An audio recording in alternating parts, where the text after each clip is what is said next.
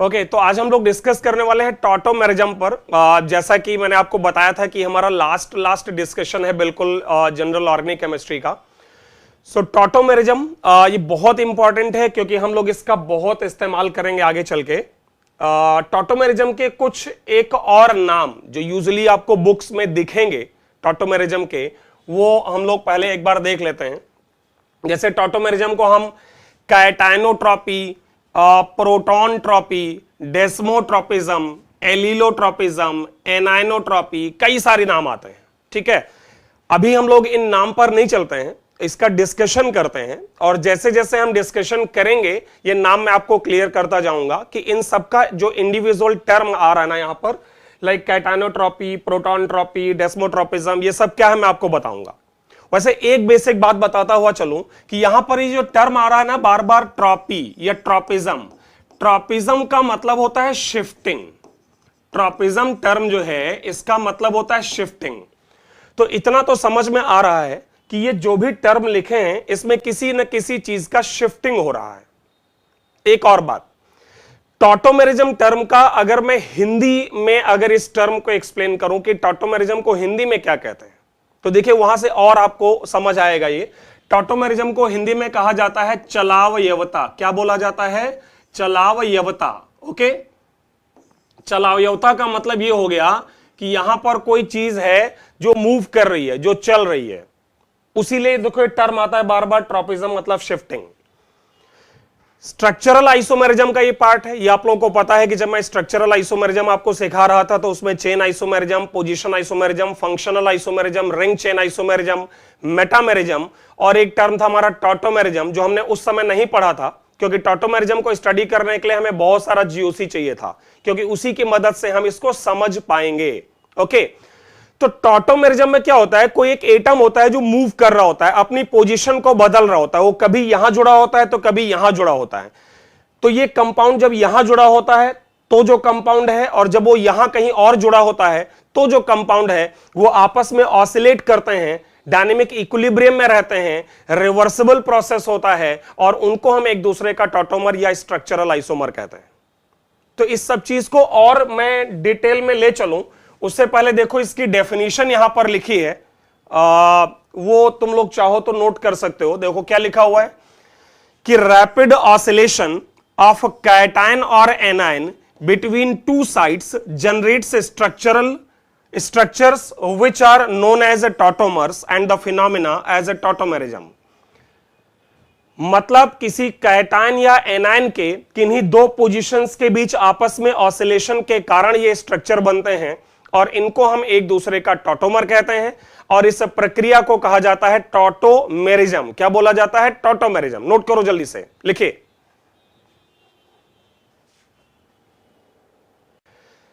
जैसे मैं आपको बताऊं कि स्पेशली इसमें क्या होता है कि एक प्रोटॉन होता है जो अपनी पोजीशन को स्विच कर रहा होता है।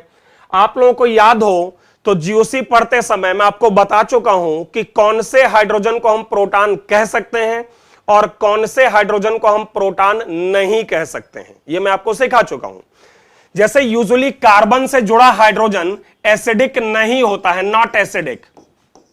कार्बन से जुड़ा हाइड्रोजन एसिडिक नहीं होता है, लेकिन मैं आपको यह पढ़ा चुका हूं कि अगर कार्बन से जुड़ा हाइड्रोजन जो है इसके पड़ोस में कोई कार्बोनिल ग्रुप जुड़ जाए या कार्बन बॉन्ड हाइड्रोजन के पड़ोस में कार्बन डबल बॉन्ड नाइट्रोजन जुड़ जाए, ऐसा कुछ भी अगर हो जाए तो उससे क्या होगा कि इस प्रोटॉन के रिमूवल से जो आपका वहां पर कार्बन आयन बनेगा वो नेगेटिव चार्ज इस ऑक्सीजन के साथ या ये नेगेटिव चार्ज इस नाइट्रोजन के साथ, मतलब इस हाथी के साथ रेजोनेट हो जाएगा और ऐसी कंडीशन में ये वाला हाइड्रोजन एसिडिक होता है। इट इज एसिडिक, एसिडिक है ये। मतलब जनरली कार्बन से जुड़ा हाइड्रोजन एसिडिक नहीं है, लेकिन कुछ एक केसेस में कार्बन से जुड़ा हाइड्रोजन एसिडिक होता है, ये मैं आपको सिखा चुका हूं। तो अगर कभी कोई कार्बन का हाइड्रोजन किसी कार्बोनिल ग्रुप की अल्फा पोजीशन पर है या आइमाइन ग्रुप की अल्फा पोजीशन पर है तो उस कंडीशन में ये कार्बन जो है उसका हाइड्रोजन एसिडिक होता है। जरा मुझे बताओ ओके करके आप लोगों को ये समझ आया कि नहीं? ये एसिडिक हाइड्रोजन वाली जो बात मैंने आपको बताई ये आपको क्लियर हुआ कि क्लियर नहीं हुआ कि कार्बन से जुड़ा हाइड्रोजन हमेशा एसिडिक नहीं है, लेकिन अगर वो कार्बोनिल ग्रुप का अल्फा पोजीशन का हाइड्रोजन है या अमाइन ग्रुप का आइमाइन ग्रुप की अल्फा पोजीशन का हाइड्रोजन है तो वो एसिडिक हो जाता है, क्योंकि वो नेगेटिव चार्ज जो है वो हाथी के साथ रेजोनेट होने से स्टेबलाइज होता है। और आपको पता है कि नेगेटिव चार्ज अगर स्टेबलाइज हो जाएगा तो वो प्रोटॉन हमारा या वो हाइड्रोजन जो है वो एसिडिक हो जाएगा। तो जरा इमेजिन करने की कोशिश करो, अगर मैं यहां पर तुम्हें प्रोटोट्रॉपिज्म के बारे में थोड़ा समझाऊं। किसके बारे में? प्रोटोट्रॉपिज्म के बारे में। जरा समझिएगा, पहला टर्म आपको एक्सप्लेन कर रहा हूं, एंड दिस टर्म इज प्रोटोट्रॉपिज्म, जिसमें प्रोटॉन की शिफ्टिंग होती है। प्रोटो ओके ट्रॉपिज्म, देखिएगा जरा, इसको मैं यहां पर लिख दे रहा हूं, प्रोटोट्रॉपिज्म। तो जैसे मान लो, जरा समझिएगा मेरी बात, जैसे मान लीजिए आपके पास एक कंपाउंड है जिसमें है CH3 bond CH double bond O। तुम लोग जरा मुझे ये सोच के बताओ कि ये वाला हाइड्रोजन एसिडिक है कि नहीं है? इस अल्फा पोजीशन का हाइड्रोजन यहां पर एसिडिक है या एसिडिक नहीं है? यस और नो? एसिडिक है। ओके, तो होता क्या है प्रोटोट्रॉपिज्म, जरा समझिएगा। मैं जस्ट कुछ बेसिक एग्जांपल ले रहा हूं, उसके बाद डिटेल में शुरुआत करेंगे टॉटोमेरिज्म की। तो अगर यहां का हाइड्रोजन किसी बेस की मदद से कोई यहां पर बेस आए, ओके, और यहां का हाइड्रोजन निकाल ले, तो देखो यहां पर एक आयन बनेगा CH2 minus bond CH double bond O।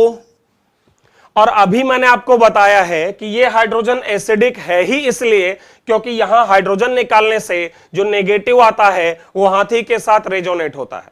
तो अब अगर इस नेगेटिव चार्ज को इस ऑक्सीजन के साथ में रेजोनेट करा दूं तो बनेगा CH2 double bond CH bond O minus. और अब क्या हो, बात को ध्यान देना, अब क्या हो, जो प्रोटॉन निकल चुका था वही प्रोटॉन इस पर दोबारा अटैक करे तो देखिए बन गया CH2 double bond CH bond OH। तो जरा समझने की कोशिश करो कि हुआ क्या, कि यहां का जो हाइड्रोजन था ये निकल के इस O पर चला गया और पाई बॉन्ड कार्बन ऑक्सीजन के बजाय कार्बन कार्बन के बीच आ गया।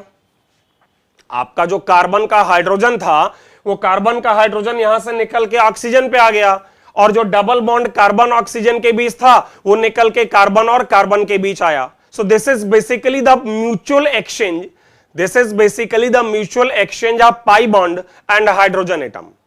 तो ये जो प्रक्रिया है ना, इसको हम टॉटोमेरिज्म कहते हैं।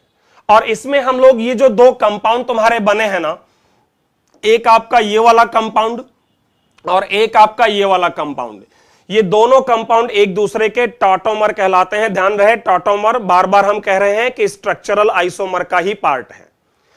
इसमें ये जो लेफ्ट में लिखा है ये कीटो है और जो राइट में लिखा है ये इनॉल है, क्योंकि इसमें एक कार्बोनिल ग्रुप है तो कीटो फंक्शनल ग्रुप है, और यहां इन और ऑल है, मतलब डबल बॉन्ड और अल्कोहल है, सो इनॉल है। So keto enol is one of the type of tautomerism. Tautomerism बहुत सारे टाइप की होती है, उनमें से एक टाइप जो है वो कीटो इनॉल है। अगर आप लोगों को अब तक थोड़ा बहुत को समझ आया हो तो शायद ये बात यहां चल रही है कि एक पोजीशन से हाइड्रोजन को थ्रो किया गया, दूसरी जगह कैच किया गया, फिर यहां से थ्रो किया गया, यहां कैच किया गया, तो उस हाइड्रोजन का ऑसिलेशन उन दोनों एटम्स के बीच लगातार होता रहेगा और उससे जो दो स्ट्रक्चर बनेंगे they are known as tautomers and the phenomena as a tautomerism. जरा ओके करो कि ये क्लियर हुआ आपको यहां तक। So this is the basic like you can say basic example of tautomerism. okay, just एक शुरुआत की है मैंने कि यहां पर एक एटम ऑसिलेट करता है किन्हीं दो एटम्स के बीच, उससे जो ये कंपाउंड बनते हैं वो एक दूसरे के टॉटोमर कहलाते हैं। ये स्ट्रक्चरल आइसोमर है। ध्यान रहे, टॉटोमर्स को हम फंक्शनल आइसोमर भी कह सकते हैं, टॉटोमर्स को हम फंक्शनल आइसोमर भी कह सकते हैं, क्योंकि फंक्शनल ग्रुप अलग हैं, लेकिन प्रायोरिटी में अगर हमें एक ही आंसर देना है तो हम टॉटोमर्स कहेंगे। बात समझ आई मेरी? टॉटोमर्स को हम फंक्शनल आइसोमर्स भी कह सकते हैं क्योंकि फंक्शनल ग्रुप अलग हैं, बट हम लोग अगर सिंगल करेक्ट आंसर देना है, सिंगल ऑप्शन करेक्ट करना है तो टॉटोमर्स बोलेंगे, मतलब priority is given to tautomerism. Okay, अच्छा एक लाइन और बोल रहा हूं, जरा सोच कर बताओ तुम लोग कि मेरी ये लाइन आपको समझ आ रही है कि नहीं। मैं कह रहा हूं कि tautomerism is an intramolecular acid base reaction. Tautomerism, बहुत इंपॉर्टेंट डेफिनेशन टॉटोमेरिज्म की।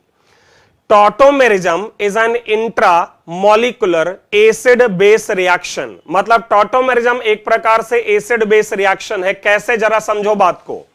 जरा इसका उल्टा प्रक्रिया सोचो। अभी क्या किया हमने, यहां का H निकाला, ये वाला एक आयन बना, इस आयन को आगे चल के अभी पढ़ेंगे, बोला जाता है इनोलेट आयन।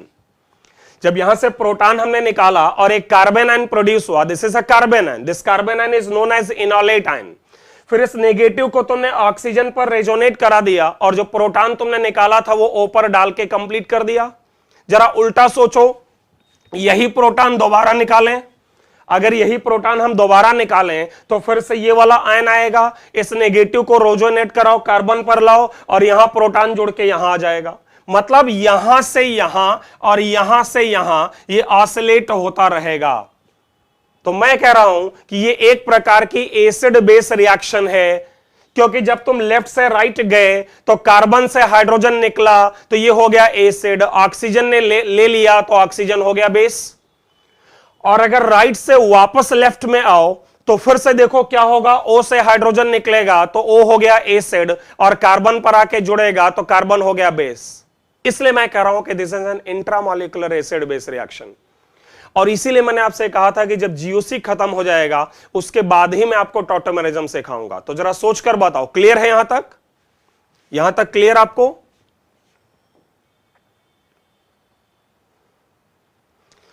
ओके, देखिए मुझे टॉटोमेरिज्म को पूरा फिनिश करने में करीब करीब 2 लेक्चर लगेगा।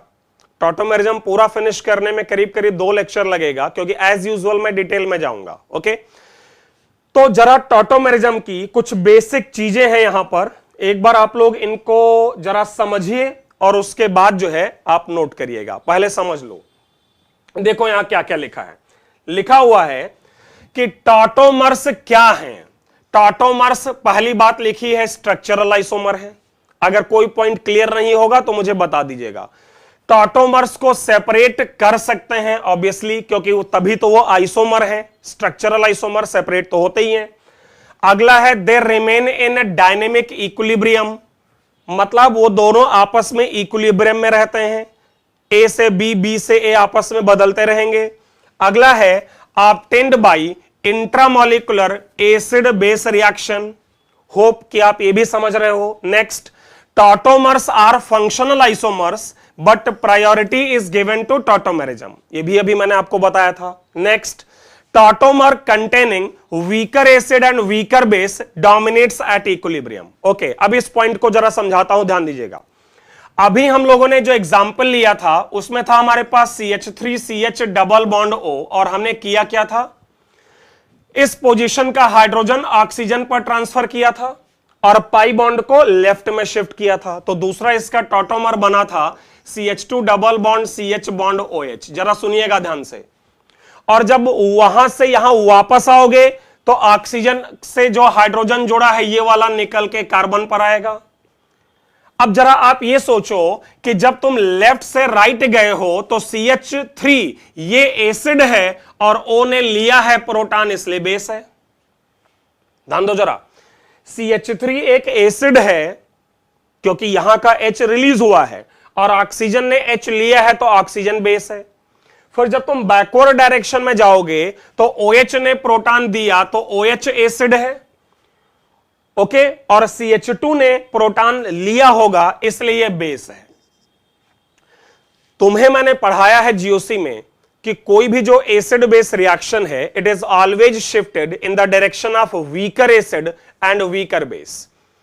कोई भी एसिड बेस रिएक्शन हमेशा उस डायरेक्शन में जाती है जिधर वीक एसिड और वीक बेस हो, क्योंकि मैंने बताया है जो वीक है वही स्टेबल है, जो वीक है वही स्टेबल है। तो जरा मुझे सोच के बताओ कि इधर का एसिड है CH3 क्योंकि इधर CH3 प्रोटॉन देगा और उधर का एसिड है OH। जरा मुझे सोच के बताएं वीकर एसिड कौन है, जल्दी से जवाब दीजिए। CH3 और OH वीकर एसिड कौन है? तो ऑब्वियसली CH3 है, क्योंकि ये एक कार्बन से जुड़ा हाइड्रोजन है तो वीकर एसिड ही होगा। और अगर ये वीकर एसिड है तो ये स्ट्रॉन्गर एसिड हो गया। अब तुम सोचो कि अगर ये वीकर एसिड है तो ये इसका स्ट्रॉन्गर बेस है। भाई अगर ये वीकर एसिड है तो ये इसका कॉन्जुगेट बेस है ना, तो एसिड अगर वीक है तो उसका कॉन्जुगेट बेस स्ट्रांग है, और अगर ये स्ट्रॉन्गर एसिड है तो इसका कॉन्जुगेट बेस जो है ये वीक होगा। तो जरा मुझे तुम लोग सोच के बताओ ये रिएक्शन किधर शिफ्टेड रहेगी, बैकवर्ड में कि फॉरवर्ड में? मतलब कीटो और इनॉल में से किसकी तरफ शिफ्टेड रहेगा इक्विलिब्रियम? बोलो जल्दी से। तो ये इक्विलिब्रियम शिफ्टेड रहेगा बैकवर्ड में, इसका के इक्विलिब्रियम लेस देन 1 रहेगा। मतलब कीटो और इनॉल में ज्यादा स्टेबल कौन होता है? कीटो और इनॉल में ज्यादा स्टेबल कौन होता है? कीटो, क्योंकि कीटो के अंदर वीक एसिड और वीक बेस है। तो इसका डिटेल आगे बताऊंगा, अभी काफी डिटेल बताऊंगा। जस्ट एक बात बता रहा था कि आपका जो टॉटोमेरिज्म है it is intramolecular acid base reaction. So, tautomer containing weaker acid and weaker base dominates at equilibrium. जरा अगला पॉइंट सुनना। टॉटोमेरिज्म कई प्रकार का है, जैसे एक लिखा है देखो यहां अल्फा टॉटोमेरिज्म। अल्फा टॉटोमेरिज्म का मतलब होता है कि जब एटम का ट्रांसफर 1-2 पोजीशन या डायड सिस्टम कहते हैं। अब जरा मेरी बात ध्यान से सुनना। एक बात बताओ मुझे जरा, ये कीटो और इनॉल जो मैंने तुमको सिखाया, इसमें हाइड्रोजन कार्बन से निकल के ऑक्सीजन पर गया या ऑक्सीजन से निकल के कार्बन पर आया? मुझे एक बात बताओ, क्या आपको यह समझ आ रहा है कि यहां पर जो ट्रांसफर है वो फर्स्ट एटम से थर्ड एटम पर या थर्ड एटम से फर्स्ट एटम पर हो रहा है? बात समझ रहे हो कि मतलब या तो O पर हाइड्रोजन है या कार्बन पर है। तो जब उस एटम का ट्रांसफर फर्स्ट और थर्ड पोजीशन के बीच है तो उसको कहते हैं बीटा टॉटोमेरिज्म या 1-3 और ट्राइड। जब 1-2 पोजीशन के बीच होता है तो उसको डायड या अल्फा टॉटोमेरिज्म कहेंगे। इन सबके एग्जांपल्स पर मैं एक एक करके बात करूंगा अभी, डोंट वरी। और इसके बाद अगर 1-4 टॉटोमेरिज्म है, 1-5 टॉटोमेरिज्म है, तो इन सबको स्पेस टॉटोमेरिज्म कहेंगे बार बार। मतलब अगर gamma tautomerism, delta tautomerism, theta tautomerism and so on, मतलब अगर 1 और 2 के बीच है तो डायड, 1-3 है तो ट्राइड, फिर बाकी का 1-4, 1-5, 1-6, 1-7 इन सबको बोला जाता है स्पेस टॉटोमेरिज्म। तो ये कुछ बेसिक डेफिनेशंस या बेसिक कैरेक्टरिस्टिक्स हैं टॉटोमेरिज्म की, कि टॉटोमर स्ट्रक्चरल आइसोमर हैं, सेपरेट कर सकते हो, डायनेमिक इक्विलिब्रियम में होते हैं, एसिड बेस रिएक्शन है, फंक्शनल आइसोमर भी कहते हैं, बट प्रायोरिटी टॉटोमेरिज्म को देंगे। जिस टॉटोमर में वीकर एसिड वीकर बेस होगा इक्विलिब्रियम पर वही डोमिनेट करेगा, वही ज्यादा स्टेबल होगा। अगर एटम का ट्रांसफर 1-2 के बीच है तो डायड है, 1-3 के बीच है तो ट्राइड है, एंड सो ऑन। तो हम लोग इसको जरा पहले लिख लेते हैं, तब हम इसका डिटेल्ड डिस्कशन शुरू कर सकते हैं। ओके, सो होप आपको यहां तक क्लियर हुआ होगा। तो जैसा कि मैंने आपको यह बताया है कि अब टॉटोमेरिज्म में एक बात आपको यह समझ आ गई कि एटम का ऑसिलेशन होता है किन्हीं 2 पोजीशन के बीच। अगर ये ऑसिलेशन 1 और 2 पोजीशन के बीच है तो हम उसको डायड या 1-2 टॉटोमेरिज्म या अल्फा टॉटोमेरिज्म कहेंगे। अगर ये ऑसिलेशन 1 और 3 पोजीशन के बीच है तो हम इसको ट्राइड या बीटा टॉटोमेरिज्म कहेंगे। और अगर इसके बाद होगा 1-4, 1-5 तो इन सबको हम लोग स्पेस टॉटोमेरिज्म। इसमें भी जरा समझेगा मेरी बात को कि अगर ऑसिलेशन कैटायन का होगा तो कैटायनोट्रॉपी, और अगर ऑसिलेशन एनायन का होगा तो एनायनोट्रॉपी। जैसे अगर हाइड्रोजन एटम H+ का ऑसिलेशन है ना, तो H+ के ऑसिलेशन को तुम कैटायनोट्रॉपी की कैटेगरी में डालोगे और उसी को तुम प्रोटोट्रॉपी कहोगे क्योंकि प्रोटॉन मूव कर रहा है। बात को समझो, अगर कैटायन मूव करेगा तो कैटायनोट्रॉपी, अगर कैटायन तुम्हारा प्रोटॉन है तो प्रोटोट्रॉपी। क्लियर? और अगर मूवमेंट एनायन का है तो उसको एनायनोट्रॉपी भी कहेंगे। तुम्हारी इंफॉर्मेशन के लिए बता दूं कि एनायनोट्रॉपी आपके जेई के सिलेबस में नहीं है। एनायनोट्रॉपी आपके जेई के सिलेबस में नहीं है, बट फिर भी मैं आपको उसका एक एग्जाम्पल दे रहा हूं, ठीक है। एनाइनोट्रॉपी आपके जेई के सिलेबस में नहीं है, बट एक एग्जाम्पल आपको, बस एक ही एग्जाम्पल देखिए। लिखा है टाइप्स ऑफ टॉटोमेरिज्म, इसमें पहला लिखा है case 1, anionotropy when oscillating atom is anion. अब यहां पर इसका एग्जाम्पल मैं जो ले रहा हूं, it is not in JEE, इसका जो मैं एग्जाम्पल ले रहा हूं, ठीक है, वो आपके सिलेबस में नहीं है, लेकिन रिएक्शन मैकेनिज्म से इन्वॉल्व्ड है। मतलब जो कुछ भी मैं लिखूंगा, this is related to your reaction mechanism. तो मैं एक बार जस्ट एक्सप्लेन कर दे रहा हूं, वैसे इसकी जरूरत आपको नहीं होगी। जैसे एक आपके पास एक कार्बोनिल कंपाउंड है, एसिड हैलाइड COCl COCl, समझिए बात को। अगर ये बॉन्ड कार्बोनिल ग्रुप O के तरफ टूटे और O minus as a nucleophile इसको अटैक करे और ओपन कर दे, ठीक है, तो देखिए यहां पर अब ये रिएक्शन मैकेनिज्म है। तो जिन लोगों ने अभी रिएक्शन मैकेनिज्म नहीं पढ़ी है उनके लिए यह समझना मुश्किल है, बट ठीक है, जिन लोगों ने पढ़ रखा है वो समझ सकते हैं। O माइनस बॉन्ड Cl, यहां पर इस कार्बन से O ने अटैक किया था तो ये हो गया, और यहां पर आएगा एक प्लस, ओके, और जुड़ा है क्लोरीन। इसके बाद आपका इंटरनल अटैक और गुड लीविंग ग्रुप क्लोराइड निकल के यहां आ जाएगा, तो ऊपर का कार्बोनिल ग्रुप मेंटेन हो जाएगा। देखिए स्थिति कुछ ऐसी आएगी, यहां पर ये डबल बॉन्ड O वापस, ये O बॉन्ड C, और इस पोजीशन पर दोनों क्लोरीन।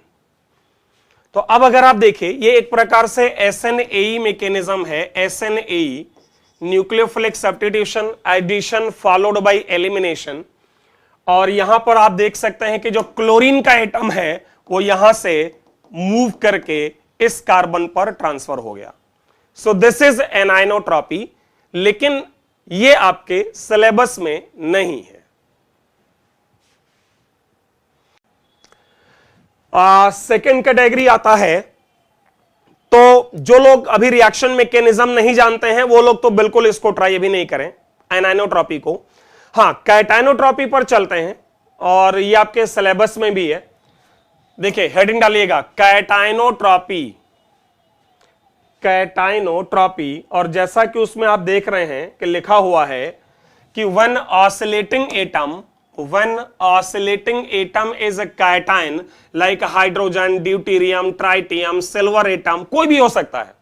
देखिए ऐसा कुछ नहीं है कि वहां मूविंग एटम हमेशा प्रोटॉन या हाइड्रोजन होगा। हाँ, वो अलग बात है कि आपके सिलेबस को देखते हुए बात करूं तो जनरली प्रोटॉन ही होता है, इसीलिए उसको हम प्रोटोट्रॉपिज्म या प्रोटोटॉपी कहते हैं। लेकिन कोई भी कैटायन हो सकता है, इसलिए उसका जनरल टर्म कैटाइनोट्रॉपी। अब इसमें भी अगर आगे चलें, सबसे पहला case dyad system, when atom oscillates between 1 to 2 and 2 to 1। मेरी बात समझिएगा। अगर मैं यहां पर देखो एक एग्जांपल लिखा है हाइड्रोसाइनिक एसिड HCN, जरा मेरी बात ध्यान देना तुम लोग, ध्यान सुनिएगा ध्यान से। HC ट्रिपल बॉन्ड N, जरा तुम लोग सोचकर बताओ इसका हाइड्रोजन एसिडिक है कि नहीं, ये वाला सोचो, जल्दी से जवाब दो। ये हाइड्रोजन एसिडिक है कि नहीं है? जितना GOC आपने पढ़ा है उसके आधार पर तो ये एसिडिक है, क्योंकि ये sp हाइब्रिडाइज्ड कार्बन से जुड़ा है, और sp हाइब्रिडाइज्ड कार्बन का हाइड्रोजन एसिडिक होता है। तो सोचो अगर इस हाइड्रोजन को निकाल लिया जाए, अगर इस हाइड्रोजन को हम बाहर निकाल लें तो क्या बनेगा, C minus triple bond N, और तुमने क्या किया, H प्लस को बाहर निकाला। अब जरा मुझे बताओ कि इसके ऊपर क्या कहीं कोई दूसरी पोजीशन है जिस पर H प्लस दोबारा अटैक कर सके? जैसे ट्रायड सिस्टम में जो नेगेटिव आता था वो रेजोनेट होता था। आपको याद हो कि ट्रायड सिस्टम, जो अभी पहली से बात की मैंने कीटोइनॉल, तो ट्रायड सिस्टम में जो नेगेटिव आता था वो अपनी पोजीशन से रेजोनेट होता था। ये डायड सिस्टम है, यहां रेजोनेंस नहीं हो रहा है। लेकिन मुझे सोचकर बताओ कि बिना इस नेगेटिव के रेजोनेट हुए क्या कोई दूसरा ऑप्शन है जहां H प्लस अटैक कर सकता है? सोचो, जल्दी से जवाब दो। यस, बिल्कुल बिल्कुल सही सोचा तुम लोगों ने। कहां पर? नाइट्रोजन पर। देखिए टॉटोमेरिज्म के लिए रेजोनेंस का होना जरूरी नहीं है। हां, ट्रायड सिस्टम में हो जाता है, वो अलग बात है। रेजोनेंस जरूरी नहीं है, जरूरी है कि प्रोटॉन दो जगहों पर जुड़ सके। तो प्रोटॉन पहले कार्बन पर जुड़ा था, यहां से निकला साइनाइड आयन आया, नाइट्रोजन पर अब अटैक कर ले तो देखिए क्या बन रहा है, H bond N triple bond C। Carbon पर तो एक माइनस है ही, और प्रोटॉन जब H प्लस जुड़ेगा नाइट्रोजन पर तो नाइट्रोजन पर एक पॉजिटिव आएगा। अब आप देख सकते हो कि यहां पर आपके पास एक डायड सिस्टम का एग्जाम्पल, HCN से HNC।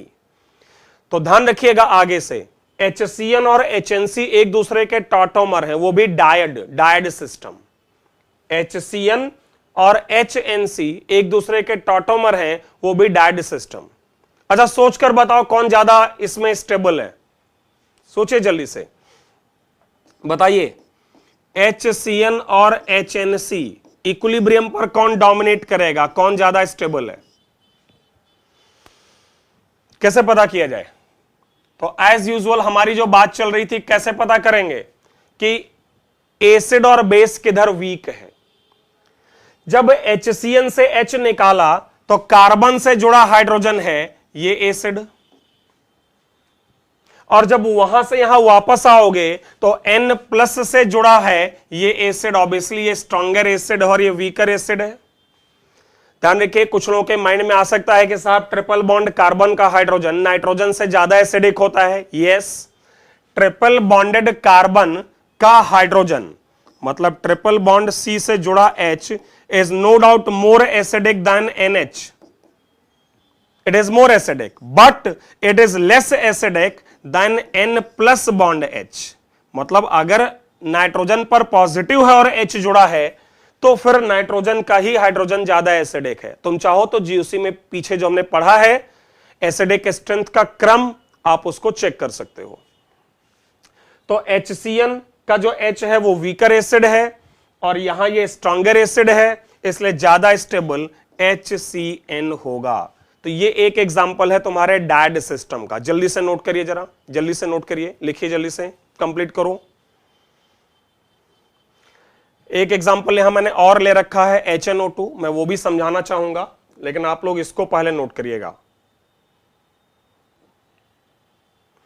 तो डायड सिस्टम का मतलब है कि जो ऑसिलेशन है आपके प्रोटॉन का या कैटायन का, वो ऑसिलेशन 1-2 पोजीशन के बीच है, 1 और 2 पोजीशन के बीच ऑसिलेशन है।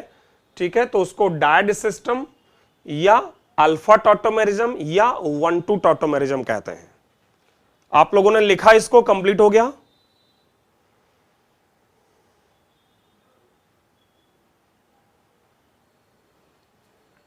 ठीक है, तो ये डायड सिस्टम का हमारा पहला एग्जांपल HCN एंड HNC।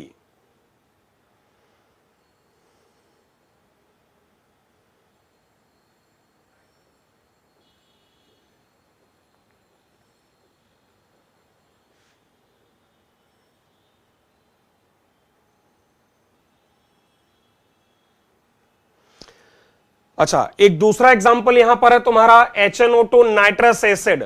मैं चाहूंगा तुम लोग एक बार खुद से जरा ट्राई करो। सेकंड एग्जांपल HNO2, मैं चाहूंगा एक बार तुम लोग खुद से जरा ट्राई करो और देखो इसके अंदर डायड टॉटोमेरिज्म कैसे आ रही है। HNO2 स्ट्रक्चर है H bond O bond N double bond O, this is HNO2। तो जरा इसका स्ट्रक्चर बनाइए और आप लोग खुद से एक बार ट्राई करने की कोशिश करिए कि इसके अंदर डायड टॉटोमेरिज्म कैसे दिखाया जाए, इसमें डायड टॉटोमेरिज्म कैसे दिखाया जाए। तो H प्लस ये हाइड्रोजन एसिडिक है, निकाल दो। ओके, तो आएगा O minus bond N double bond O और इसके बाद वापस H प्लस इस पर जोड़ दो। जरा मुझे बताओ कि H प्लस दोबारा किस एटम पर जोड़ा जाए, H प्लस दोबारा किस एटम पर जोड़ा जाए कि ये डायड हो जाएगा? तो नाइट्रोजन पर। और नाइट्रोजन पर अगर आप जोड़ें तो देखिए बन रहा है N bond O minus double bond O और यहां H और ये प्लस। अगर आपसे मैं पूछूं कि के इक्विलिब्रियम के बारे में जरा मुझे जानकारी दो, जरा सोचकर बताओ ये इक्विलिब्रियम फॉरवर्ड शिफ्टेड होगा कि बैकवर्ड शिफ्टेड होगा? सोचो जल्दी से बताओ, अब तो तुम लोग कर लोगे। ये इक्विलिब्रियम फॉरवर्ड शिफ्टेड रहेगा या बैकवर्ड शिफ्टेड रहेगा, क्या लगता है?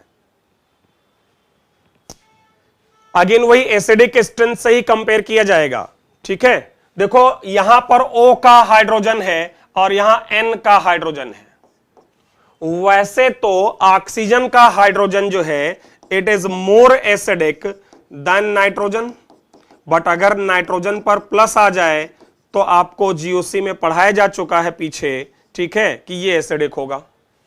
इसका मतलब नाइट्रोजन पर अगर प्लस है तो ये स्ट्रॉन्गर एसिड है और OH रिलेटिवली वीकर है, इक्विलिब्रियम बैकवर्ड शिफ्टेड होगा कि इक्विलिब्रियम लेस देन 1 होगा।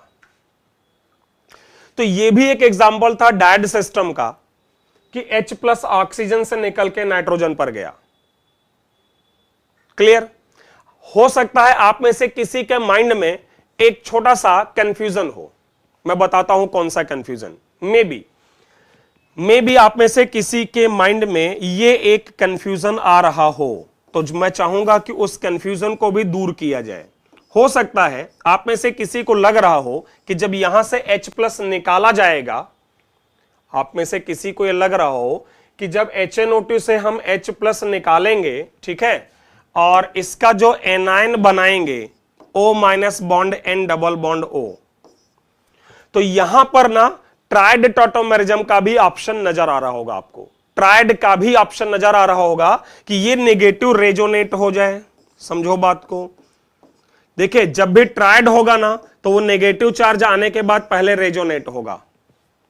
तो मे भी आप लोगों को लग रहा हो कि एक ऑप्शन तो था, समझो बात को, कि जो प्रोटॉन निकला वो प्रोटॉन नाइट्रोजन को अटैक कर ले, ऑक्सीजन से निकला था नाइट्रोजन को अटैक कर ले, और दूसरा ऑप्शन था कि ऑक्सीजन से H निकले और जो एनायन बने, नेगेटिव आयन बने, वो रेजोनेट हो जाए और अब उसके ऊपर H प्लस अटैक करे। लेकिन अगर ऐसा होगा तो ये डायड नहीं ट्राइड हो जाएगा। यहां पर ये डायड नहीं ट्राइड हो जाएगा क्योंकि प्रोटॉन का जो ट्रांसफर है वो फर्स्ट एटम से थर्ड एटम पर हुआ है, O से O। तुम लोग मुझे सोचकर बताओ ये सही है कि नहीं, ये ट्राइड की तरह जो मैंने लिख दिया है ये सही है कि नहीं है, जरा सोच के बताएं। यस, और अच्छी बात है कि तुम में से कुछ लोग बिल्कुल सही जवाब दे पा रहे हैं, मतलब इतना आप सोच ले रहे हैं, दैट्स गुड कि आपने इतना दिमाग लगाया है। तो लोगों ने मुझे जवाब दिया है कि ये गलत कॉन्सेप्ट है क्योंकि यहां पर ये वाला कंपाउंड और ये वाला कंपाउंड जो है ये दोनों कंपाउंड आइडेंटिकल हैं एंड टॉटोमर्स आइडेंटिकल नहीं हो सकते, इसलिए लॉजिक गलत है। Tautomers can not be identical, isomers can not be identical, क्योंकि अगर वो आइडेंटिकल है तो सेपरेट कहां होंगे भाई। रेजोनेटिंग स्ट्रक्चर तो ठीक है, रेजोनेटिंग स्ट्रक्चर तो हाइपोथेटिकल और इमेजिनरी और काल्पनिक होते हैं, बट आपके आइसोमर तो रियल होते हैं। आइसोमर्स का हम लेबोरेटरी में सेपरेशन भी कराते हैं। तो अगर ये दोनों कंपाउंड आइडेंटिकल हो गए तो उस कंडीशन में ये एक दूसरे के आइसोमर नहीं होंगे, टॉटोमर नहीं होंगे, तो ट्राइड संभव नहीं है नाइट्रस एसिड में। उम्मीद है आपको बात समझ आई। आगे बढ़ें, अगर आप ओके करें तो मैं आगे बढ़ूं।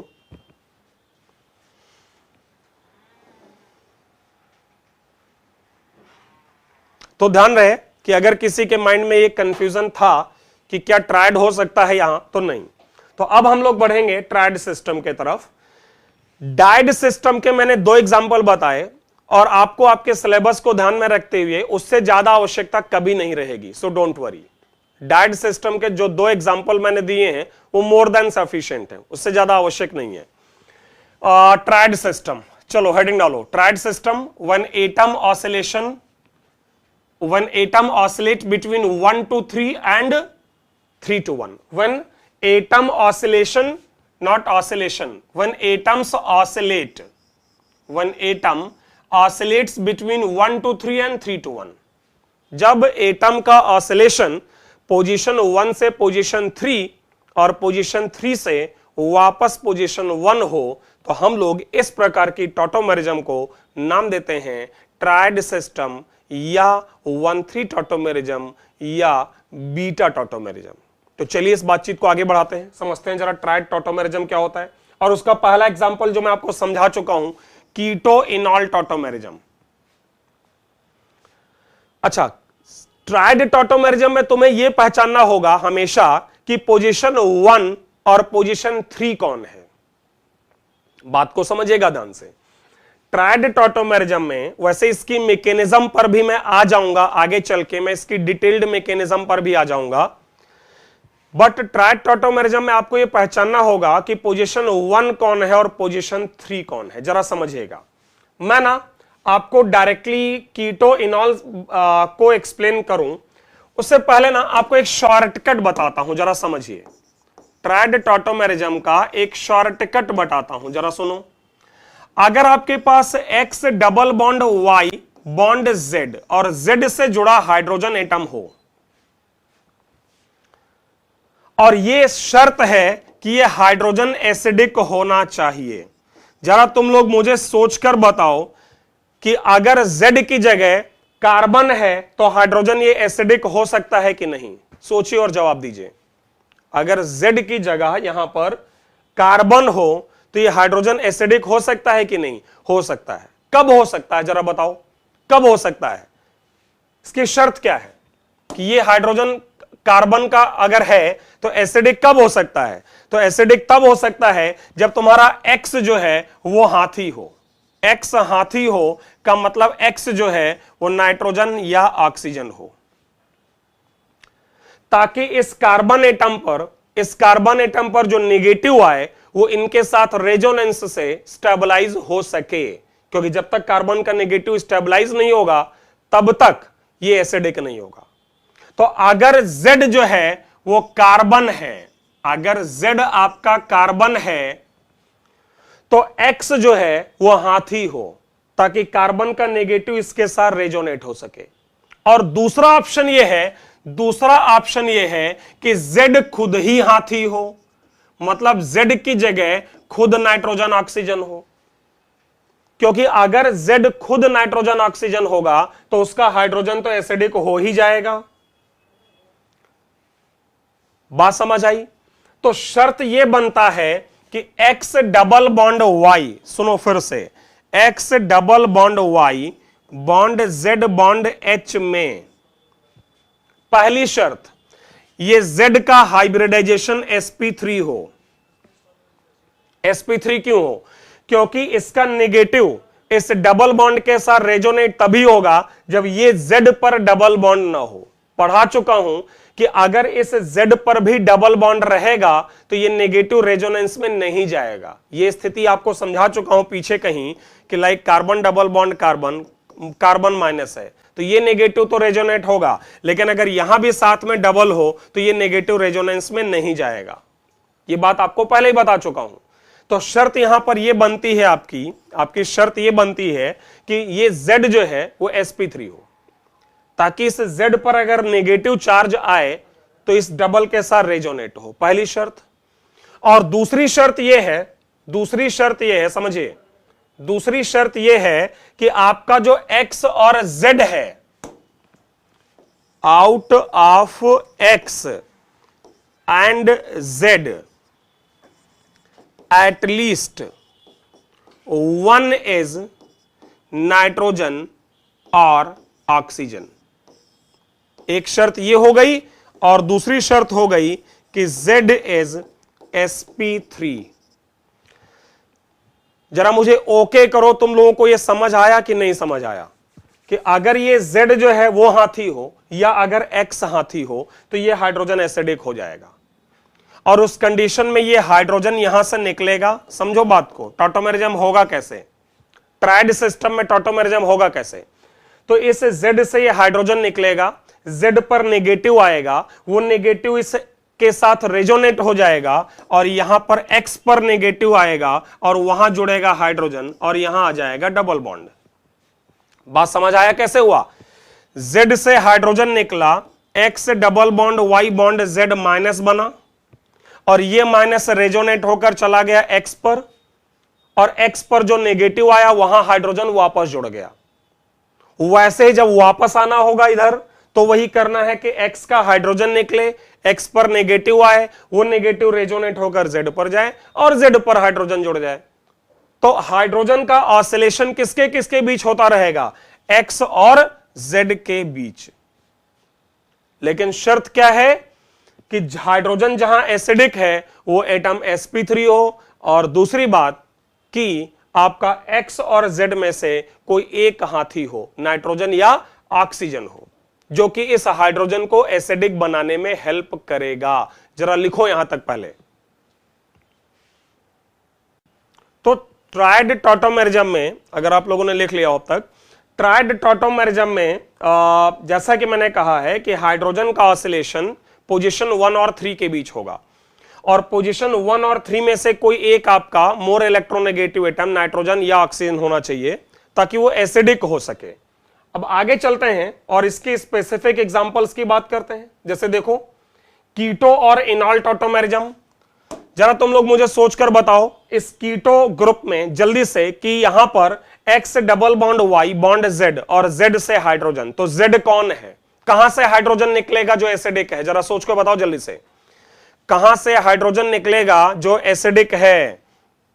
तो हाइड्रोजन आपको जो मिलेगा वो एसिडिक मिलेगा CH3 पर, यहां से ये निकलेगा, जब ये निकलेगा तो आएगा RC double bond O bond CH2 minus, फिर ये नेगेटिव रेजोनेट होकर जाएगा ऑक्सीजन पर, तो हाइड्रोजन जुड़ जाएगा ऑक्सीजन पर और बनेगा OH डबल बॉन्ड CH2, और ये जो बना ये है इनॉल। तो कीटो इनॉल ट्राइड सिस्टम का एक एग्जांपल है। ऐसा नहीं है कि कीटो इनॉल ही ट्राइड है, ट्राइड टॉटोमेरिज्म या 1,3 टॉटोमेरिज्म के कई एग्जांपल हैं, उनमें से एक एग्जांपल तुम्हारा कीटो इनॉल टॉटोमेरिज्म है।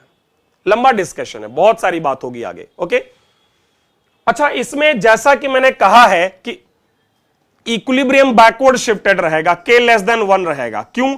क्योंकि हमें पता है कि कीटो और इनॉल में ज्यादा स्टेबल कौन है, कीटो। क्यों? क्योंकि कीटो के अंदर वीक एसिड और वीक बेस होता है, अभी पीछे बताया है, अभी पीछे समझाया है। इसलिए इक्विलिब्रियम कांस्टेंट जो कि इनॉल बाई कीटो है ये <1 रहेगा, मतलब इक्विलिब्रियम शिफ्टेड रहेगा तुम्हारा बैकवर्ड डायरेक्शन में, इक्विलिब्रियम शिफ्टेड रहेगा बैकवर्ड डायरेक्शन में।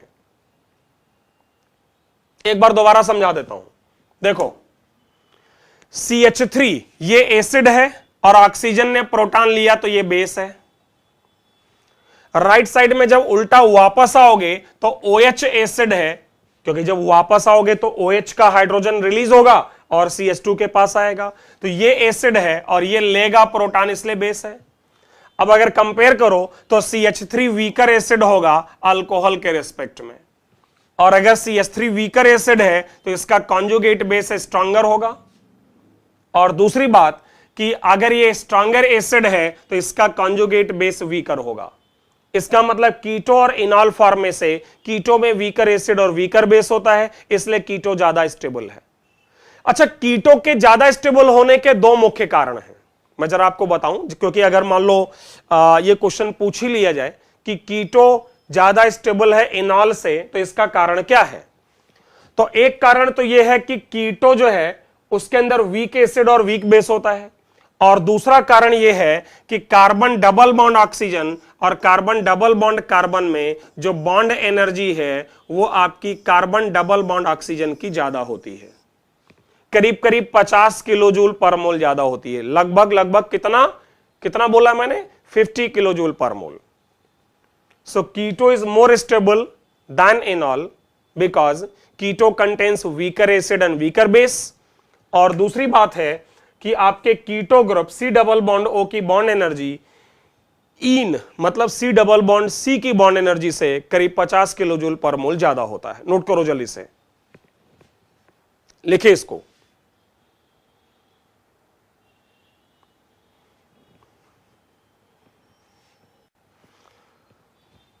तो कीटो जो है ये ज्यादा स्टेबल है इनॉल से।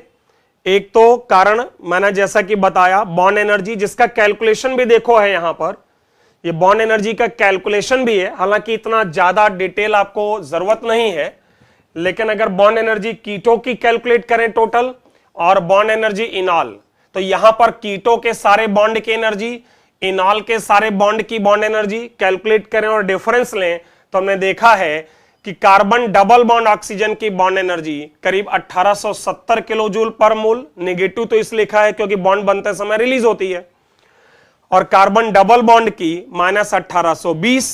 सो bond energy of keto is more than bond energy of enol by approximately 50 kilo joule per mole, जो अभी मैंने तुमको बताया था। इसको इतना आपको डिटेल लिखने की जरूरत नहीं है, बस इतना जानिए कि कीटो की बॉन्ड एनर्जी इनॉल से ज्यादा है, और दूसरा keto contains weaker acid and weaker base, और इसीलिए कीटो और इनॉल में कीटो ज्यादा स्टेबल होता है। तो यह था हमारा ट्रायड सिस्टम का फर्स्ट एग्जांपल। यह था हमारा ट्रायड सिस्टम का फर्स्ट एग्जांपल। मैं आगे बढ़ सकता हूं अगर आप लोग ओके करें। और इनफैक्ट मैं चाहूंगा कि और इसके एग्जांपल्स पर जाएं, उससे पहले कुछ क्वेश्चंस ट्राई करते हैं। ये आपके सामने क्वेश्चन है, which of the following will show tautomerism. इनमें से कौन कौन से कंपाउंड हैं, इनमें से कौन कौन से कंपाउंड जो हैं वो टॉटोमेरिज्म शो करते हैं। चलो जल्दी से X double bond Y bond Z जो भी हमने पढ़ा वो दिमाग लगाइए और जल्दी से इन क्वेश्चंस का आंसर दो कि इनमें से कौन उन कंडीशन को सेटिस्फाई करता है।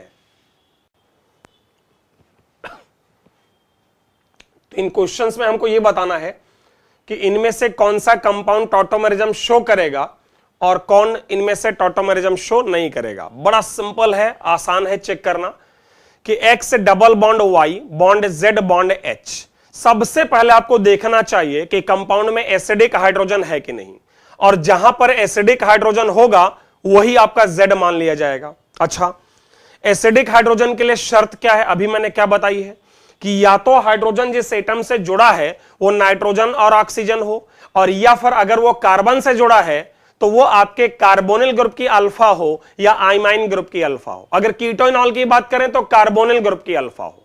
अगर ये हम ध्यान दें तो देखो यहां पर आपके पास ये वाला हाइड्रोजन जो दिया हुआ है फॉर्मल्डिहाइड में, इनमें से कोई भी हाइड्रोजन एसिडिक नहीं है।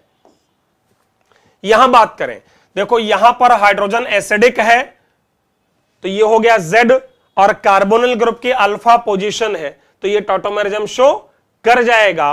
और अगर इवन इसका टॉटोमर भी बनाया जाए तो शायद डबल बॉन्ड यहां आ जाएगा, OH यहां, और ये आपका H। समझ आया मैंने कैसे किया, यहां का हाइड्रोजन निकाल के ऑक्सीजन पे ट्रांसफर। ऐसे ही इनमें दोनों में से किसी भी तरफ का हाइड्रोजन निकाल के O पे अगर ट्रांसफर कर दें तो इसका दूसरा टॉटोमर यहां OH हो जाएगा और यहां डबल बॉन्ड हो जाएगा। भाई हाइड्रोजन निकल के वहां चला जाएगा। समझ आई बात, जो ट्रायड का लॉजिक अभी बताया मैंने कि यहां का H निकलेगा, नेगेटिव चार्ज रेजोनेट होकर O पर आ जाएगा, म्यूचुअल एक्सचेंज हो गया पाई बॉन्ड और एसिडिक हाइड्रोजन का।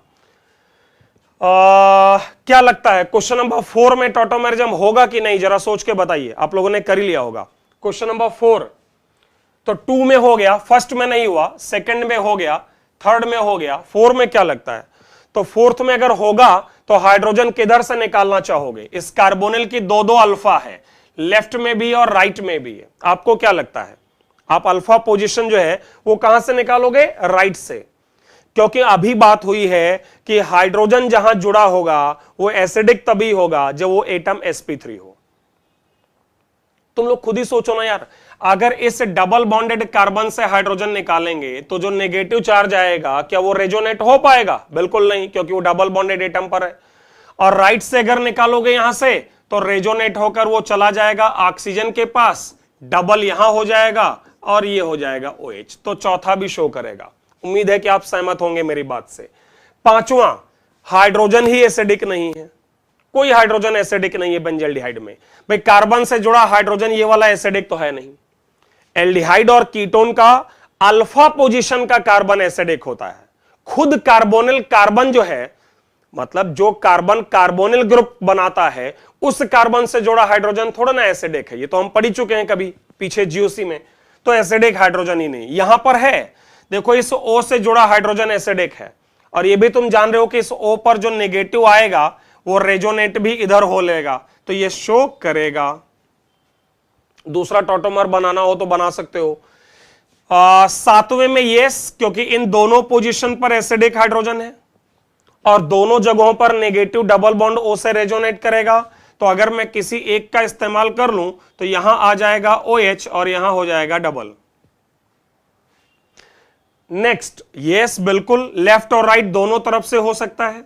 भले ही वहां एक मिथाइल आ गया है, लेकिन तभी तो एक हाइड्रोजन है ना, और राइट के बजाय तुम लेफ्ट भी यूज कर सकते हो।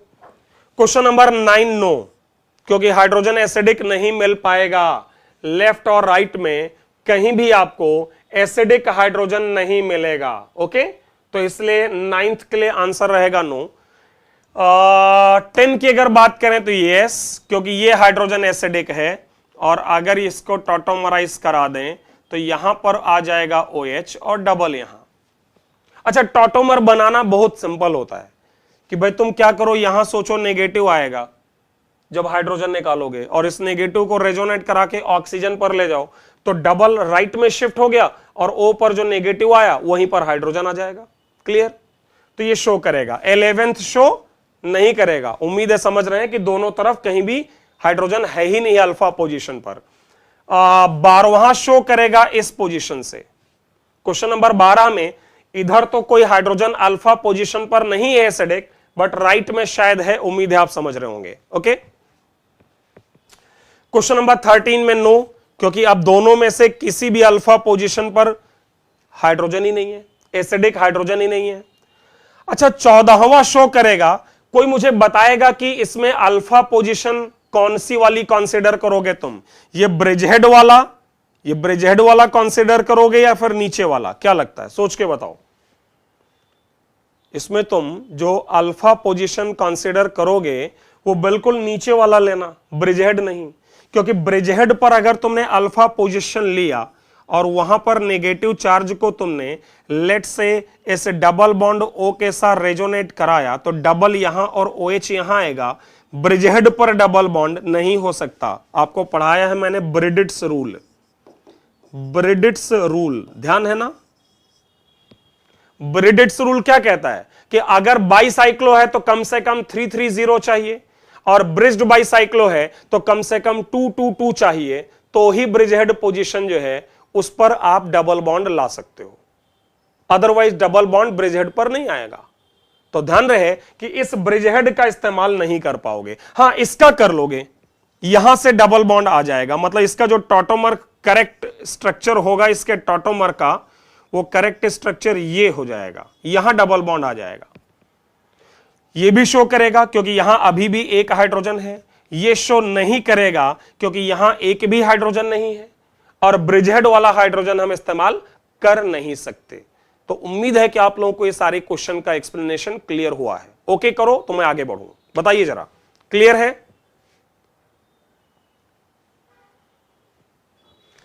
तो ये हम लोग क्या पढ़ रहे हैं? हम लोग टॉटोमेरिज्म में ट्रायड सिस्टम की बातचीत कर रहे हैं, और उस ट्रायड सिस्टम में पहला एग्जांपल हमारा था कीटो इनॉल टॉटोमेरिज्म। ध्यान रहे, जैसा कि मैंने पहले ही कह दिया है कि एक लंबा डिस्कशन है आपका लाइक टॉटोमेरिज्म, ठीक है, और जस्ट अभी हम कुछ बेसिक एग्जांपल पर ही बातचीत कर रहे हैं। तो अगला हमारा ट्रायड सिस्टम का एग्जांपल है, जरा नोट करें आप लोग, आइमाइन इनामाइन टॉटोमेरिज्म। ध्यान रखिएगा, आइमाइन कहते हैं C डबल बॉन्ड N को, C डबल बॉन्ड N को आइमाइन ग्रुप कहते हैं। और इनामाइन तो दो हैं, इन और अमाइन, मतलब कार्बन डबल बॉन्ड कार्बन है और कहीं NH2 है। तो एक काम करो जल्दी से, तुम्हारे सामने आइमाइन मैंने बना रखा है, जरा इसका टॉटोमेरिज्म करा के आइमाइन इनामाइन बनाओ। इनामाइन इसका ड्रॉ करिए, चलिए जल्दी से, और बताइए दोनों में कौन ज्यादा स्टेबल होगा। ये भी ट्रायड का ही एग्जांपल है, ये भी आपके ट्रायड सिस्टम का ही एग्जांपल है, आइमाइन इनामाइन टॉटोमेरिज्म। कोई मुझे बताएगा एसिडिक हाइड्रोजन कहां वाला लिया जाए?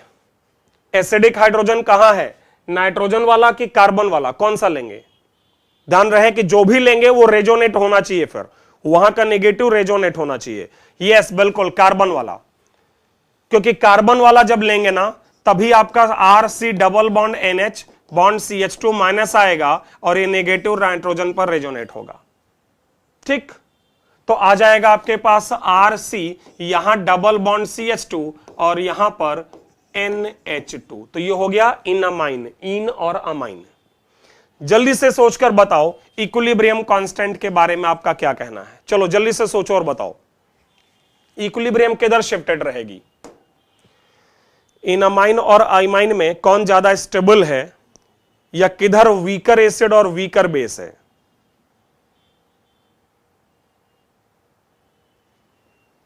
किधर आपका वीकर एसिड है और किधर वीकर बेस है, इसके आधार से डिसाइड होगा कि इक्विलिब्रियम किधर शिफ्टेड रहेगा। तो देखो लेफ्ट में CH3 का हाइड्रोजन निकाला था तुमने, लेफ्ट साइड में तुमने CH3 का हाइड्रोजन निकाला था, और जब उधर से वापस इधर आओगे तो NH2 का हाइड्रोजन निकालोगे। नो डाउट ये स्ट्रॉन्गर एसिड और ये वीकर एसिड है, सो equilibrium constant is less than 1। मतलब ये क्लियर हो गया कि आइमाइन और इनमाइन में, आइमाइन और इनमाइन में आइमाइन ज्यादा स्टेबल है, आइमाइन में वीकर एसिड और वीकर बेस है। ठीक है, चलो अगला ट्राई करो। चलिए नेक्स्ट अगला ट्राई करिए खुद से, nitroso oxime tautomerism. Nitroso oxime tautomerism एक स्ट्रक्चर आपके सामने है, एक आपको बनाना है। ओके, तो अगर नाइट्रोसो ऑक्साइम टॉटोमेरिज्म की मैं बात करूं, देखो N डबल बॉन्ड O, इसको कहते हैं नाइट्रोसो, इसको क्या बोलते हैं नाइट्रोसो। और ऑक्साइम अगर बनाए तो देखो ये पोजीशन का हाइड्रोजन अगर निकालें, अल्फा हाइड्रोजन, ठीक है, CH3, ये एसिडिक है क्योंकि कार्बन का negative N double bond O से रेजोनेट हो रहा है, तो इसका दूसरा स्ट्रक्चर बनेगा CH2 double bond N bond OH, और ये ग्रुप कहलाता है ऑक्साइम। भाई क्या हुआ होगा, कार्बन का हाइड्रोजन निकला तो बना होगा CH2 minus bond N double bond O, और नेगेटिव चार्ज O पर रेजोनेट हो गया और हाइड्रोजन चला गया O पर। ठीक है, तो ये कहलाता है nitroso oxime. This is also an example of 1,3।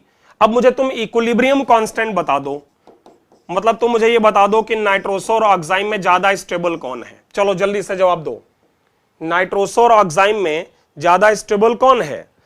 तो देखिए अगर हम अपने पिछले लॉजिक से जाएं, यहां पर एक छोटा सा स्पेशल पॉइंट है, अगर हम अपने पिछले लॉजिक से जाएं तो CH3 वीकर एसिड होगा और वापस आते समय OH स्ट्रॉन्गर एसिड होगा, OH स्ट्रॉन्गर एसिड होगा और CH3 वीकर एसिड होगा। उस आधार पर तुम्हारा नाइट्रोसो ज्यादा स्टेबल होना चाहिए क्योंकि नाइट्रोसो में वीकर एसिड है। भाई यहां कार्बन का हाइड्रोजन है और यहां O का हाइड्रोजन है, ठीक है, बट फिर भी यहां पर स्टेबिलिटी ज्यादा ऑक्साइम की होती है। अब क्वेश्चन अराइज होता है कि ऑक्साइम फिर क्यों ज्यादा स्टेबल है, तो कारण है उसका bond energy. Nitrogen double bond oxygen और उधर है कार्बन डबल बॉन्ड नाइट्रोजन, अगर इन दोनों को कंपेयर करें तो आपको केमिकल बॉन्डिंग का एक छोटा सा लॉजिक याद होगा कि नाइट्रोजन ऑक्सीजन के लोन पेयर आपस में रिपल्शन होगा, जबकि यहां नहीं होगा। नाइट्रोजन ऑक्सीजन लोन पेयर्स के रिपल्शन के कारण बॉन्ड लेंथ बड़ी हो जाएगी, बॉन्ड एनर्जी कम हो जाएगी।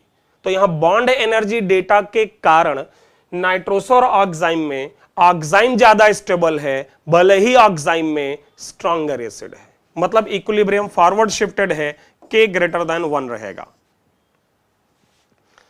ओके, तो ये थोड़ा छोटा सा एक स्पेशल पॉइंट है, आप लोग केयर करिएगा नाइट्रोसो ऑक्साइम में। अच्छा, नाइट्रोसो ऑक्साइम के जैसा ही एग्जैक्टली है नाइट्रो AC नाइट्रो, दोनों में कोई डिफरेंस नहीं है, सिर्फ यहां एक एक्स्ट्रा कोऑर्डिनेट बॉन्ड है।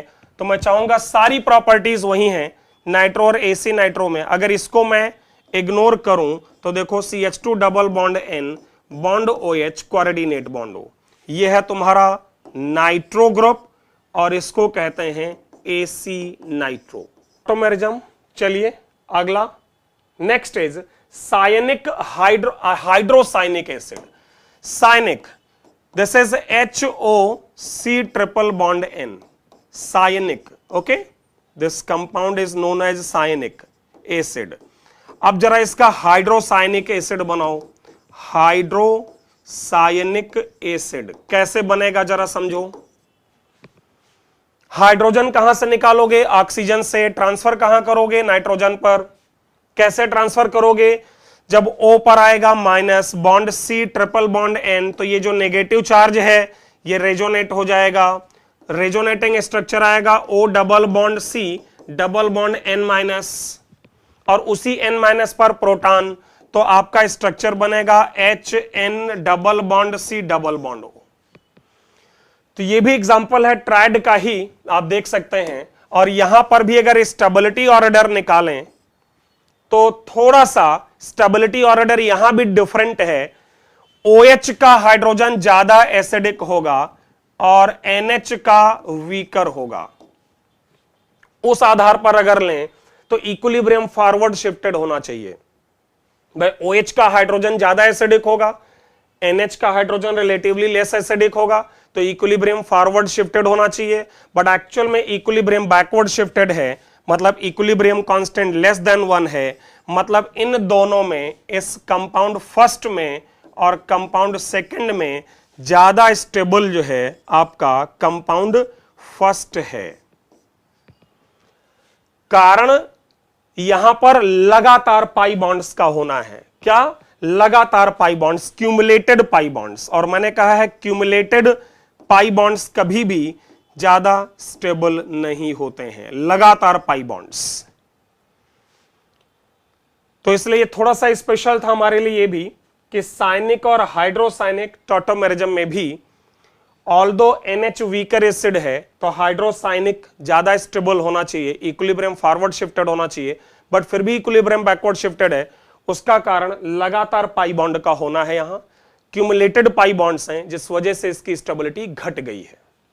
ओके, आगे बढ़ सकता हूं क्योंकि एक एग्जांपल और है यहां पर लास्ट में, आमाइडो टॉटोमेरिज्म।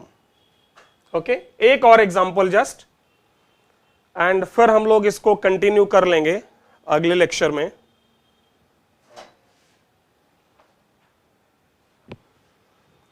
अमाइडो और आइमाइडो। अमाइड फंक्शनल ग्रुप अमाइड आप लोग जानते हैं, मैं यहां पर ड्रॉ भी कर दे रहा हूं। जैसे H bond C double bond O, या CH3 ले लो, CH3 C double bond O NH2,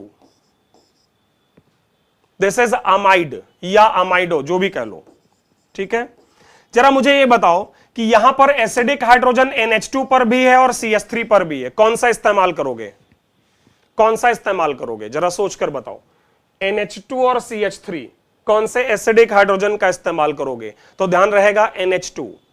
in fact ये वाले हाइड्रोजन अब एसिडिक ही नहीं है, ये वाले हाइड्रोजन अब एसिडिक ही नहीं है। क्यों?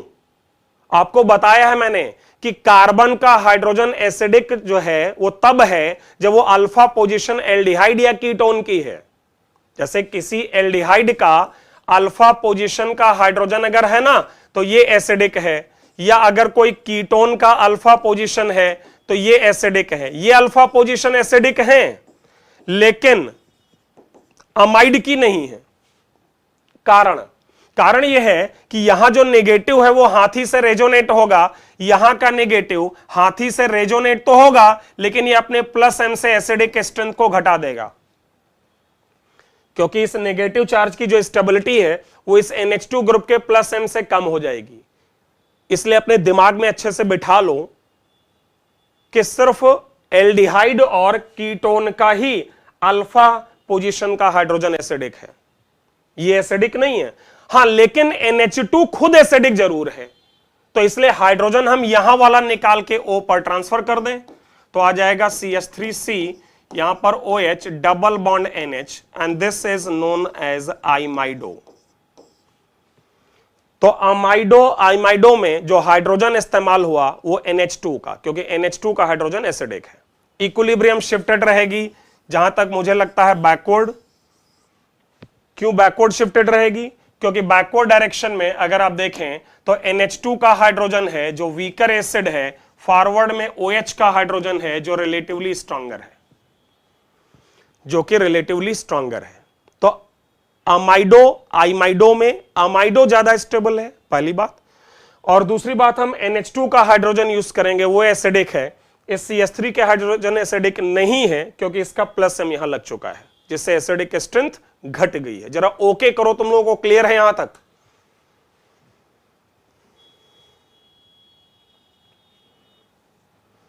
तो ये था हमारा इस टॉटोमेरिज्म की पहली क्लास का डिस्कशन। अभी हमें इसमें कुछ और क्लास चाहिए होंगी टॉटोमेरिज्म को कंप्लीट करने के लिए, तब तक आप लोग इसको नोट कर लीजिए। Okay, thank you.